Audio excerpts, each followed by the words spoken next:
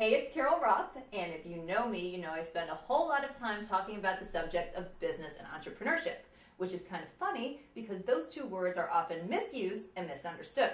In fact, there are a whole bunch of things that can be considered businesses, each with their own risks and rewards. So I've come up with the job to business spectrum to help you figure out the different risks and rewards with your business goals. So first up on our scale with the least amount of risk, but also potentially the least amount of rewards is a jobbie. Now what's a jobbie, you ask? A jobbie is a hobby disguised as a job or a business. How do you know if you have a jobbie?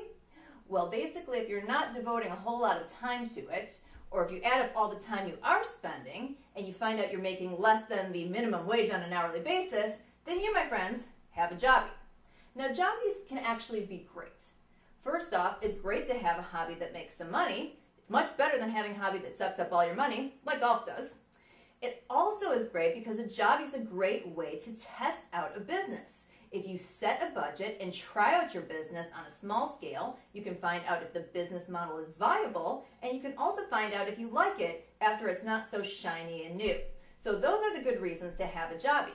Where you get into trouble with the jobbie is when you go and you think that you're actually going to make millions of dollars from it. And you go and you spend tons of money, you have no budget, you invest in inventory, a website, a slick brochure, all these things, and you're never going to recoup those costs.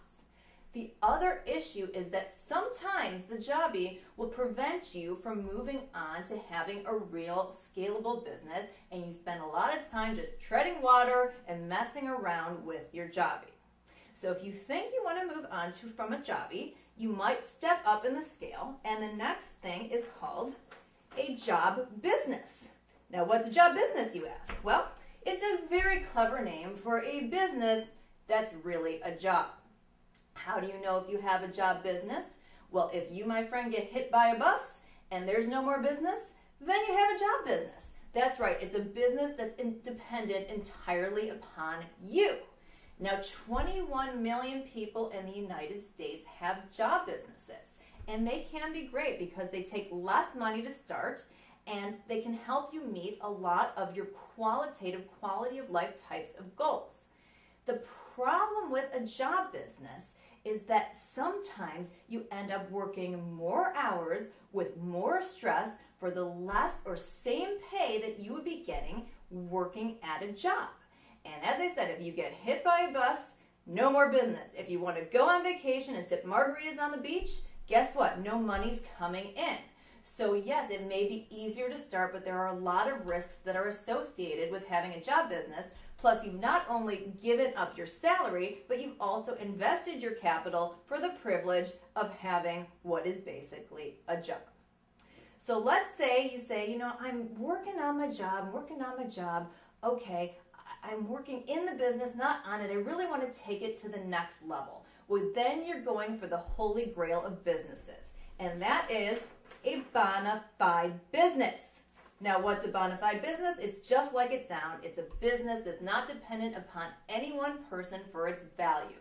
And this is great because that has the most rewards. In fact, if you basically create a lot of value, you may even be able to sell your business at the end of the day, and that's how a lot of entrepreneurs make those big bucks that you read about in the media. Now, of course, that's the benefits. There's always the downside. Most risks and most rewards go together. So now we have the risks. Of course, a bona fide business is the hardest to execute.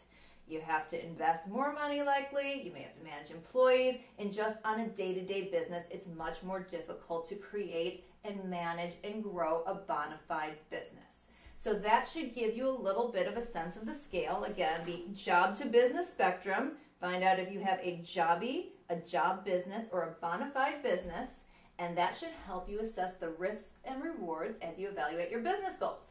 Because if you don't know what game you're playing, how the heck are you going to keep score?